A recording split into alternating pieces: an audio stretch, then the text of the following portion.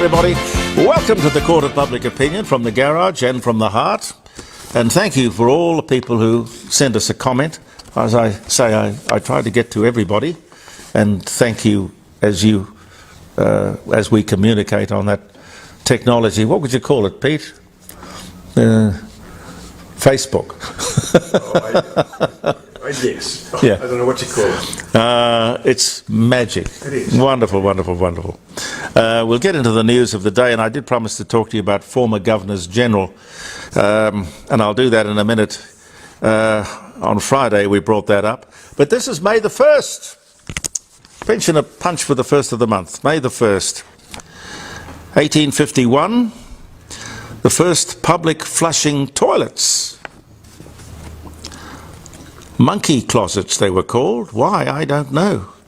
Unveiled by George Jennings as part of the Great Exhibition at Hyde Park in London. Costing 1 penny to use, hence the expression which came, no doubt, from here, spending a penny. Spending a penny.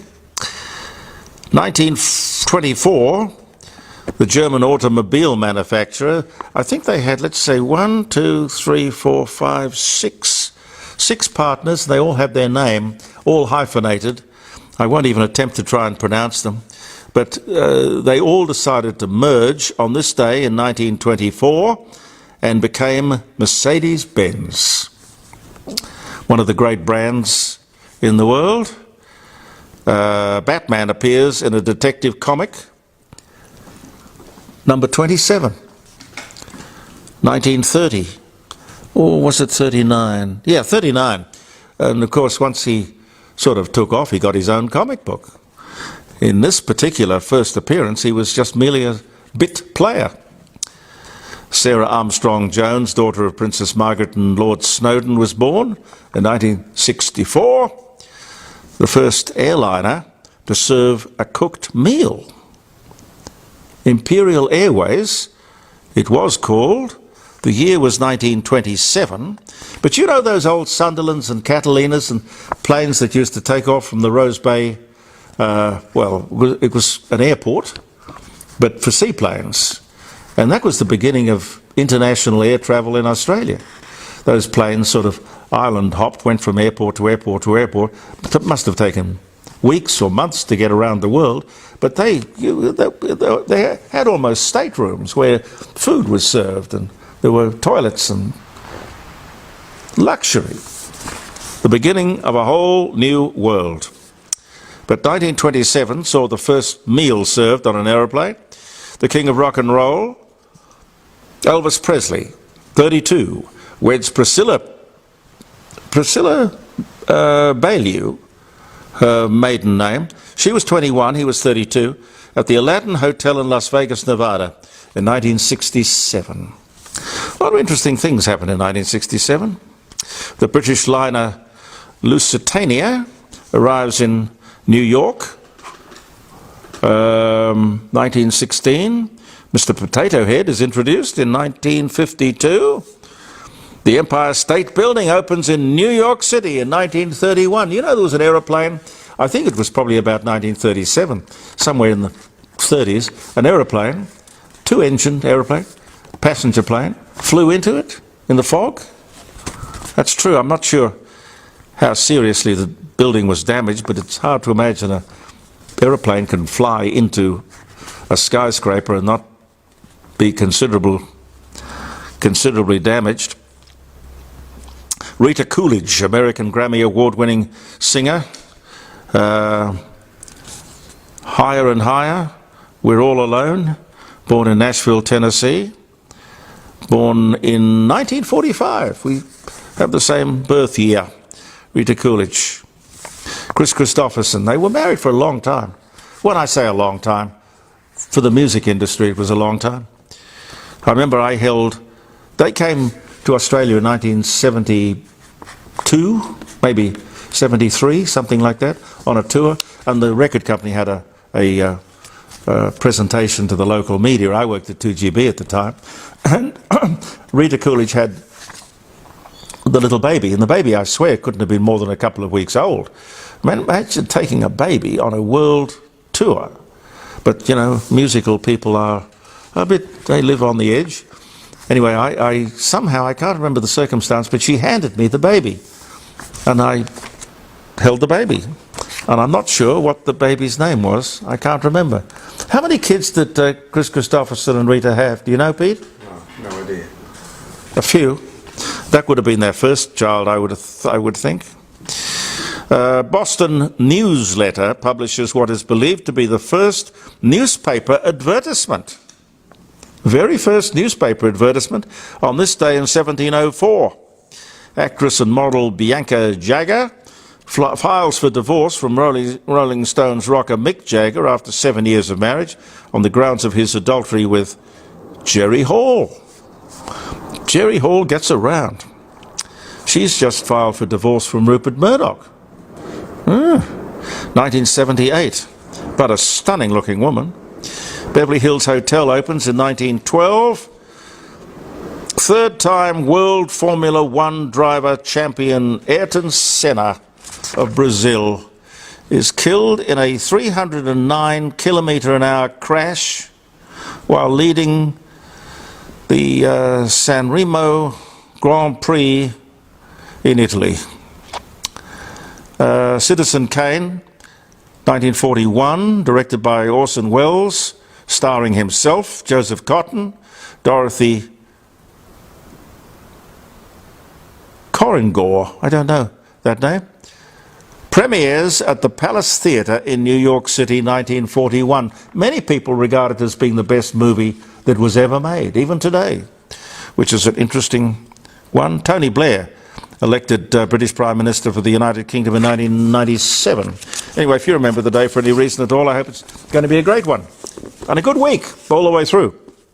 I mentioned to you on Friday, we were talking about Governors General, Dr. Hollingworth, Peter Hollingworth in particular, and the controversy surrounding his resignation.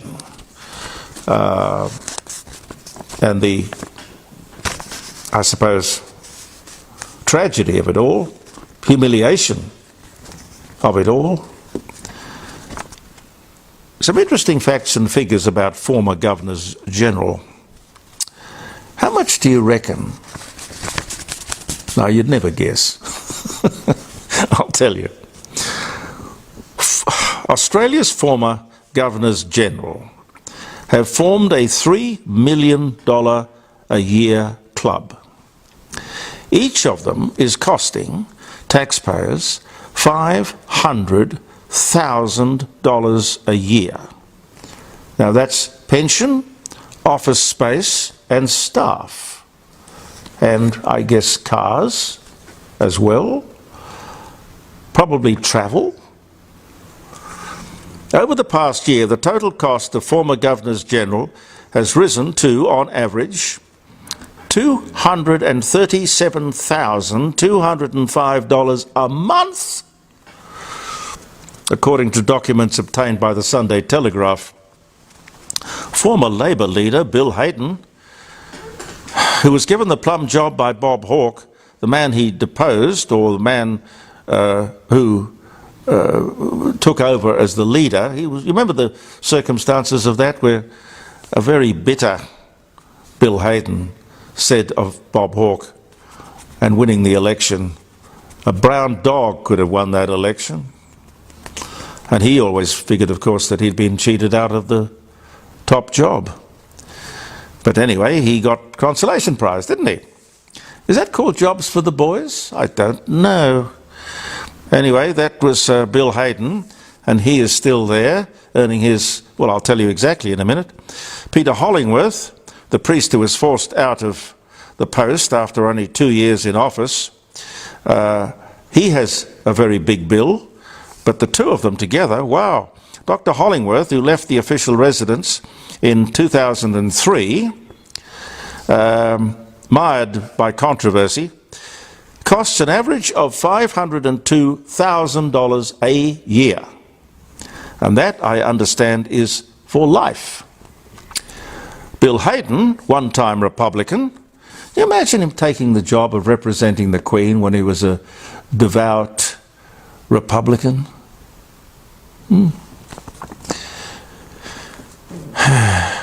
Mr. Hayden collects an average of $539,000 a year. So he takes the cake.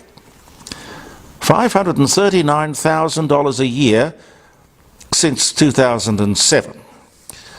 The expenses are divided into office and travel costs, executive support, and of course the pension. I would imagine Mr. Hayden would have a parliamentary pension as well. Mr. Hayden's office and travel costs were the most expensive, averaging $192,631 a year over the last term of government. Sir Zelman Cowen, now, golly, he is the oldest surviving former Governor General. Golly, let me see, he must be in his 90s, mustn't he? Hang on.